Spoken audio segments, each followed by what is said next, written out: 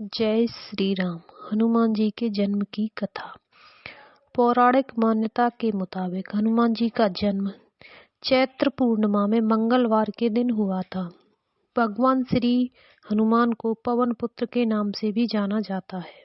हिंदू धर्म ग्रंथों के अनुसार श्री हनुमान जी का जन्म चैत्र मास के पूर्णिमा में मंगलवार के दिन हुआ था। हनुमान जी की माता का नाम अंजनी और पिता का नाम केसरी था।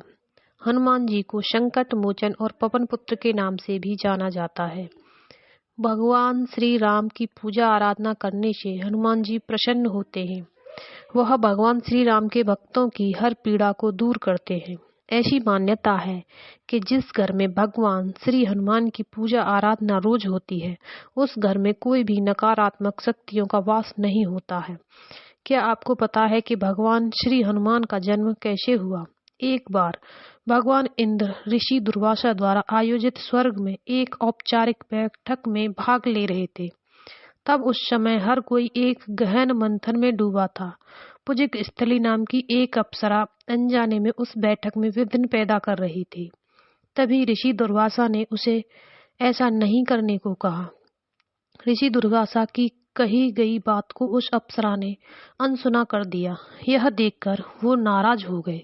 तब ऋषि दुर्वासा ने उसे श्राप दिया।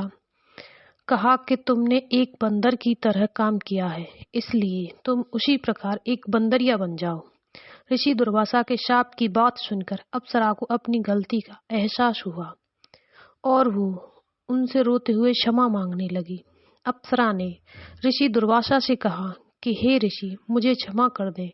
मैं आपको परेशान नहीं करना चाहती थी।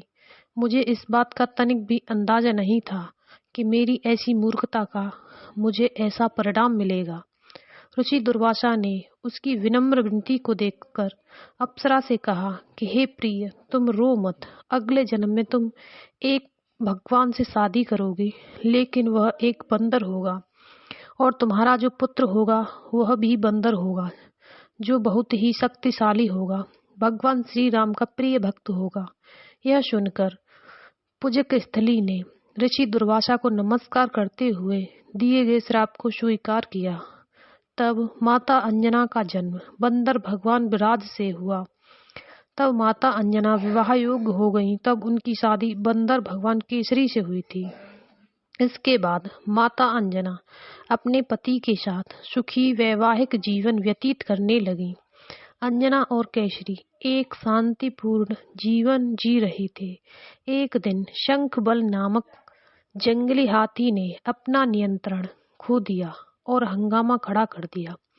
कई लोगों की इस हंगामे में जान चली गई। कितने ऋषि इस वजह से अपना अनुष्ठान पूरा नहीं कर सके। भगवान केसरी श्री शंखबल से बेहद प्रेम करते थे। भगवान केसरी ने अपने प्रिय हाथी को जब मार डाला तो वह बहुत शोक में डूब गए। यह देखकर संतों ने उन्हें यह वरदान दिया कि तुम्हारे घर एक बच्चा जन्म लेगा, जो बहुत ही शक्तिशाली और हवा की शक्ति और गति के बराबर रहेगा। तब इस प्रकार भगवान केसरी के घर माता अंजना ने भगवान श्री हनुमान को जन्म दिया।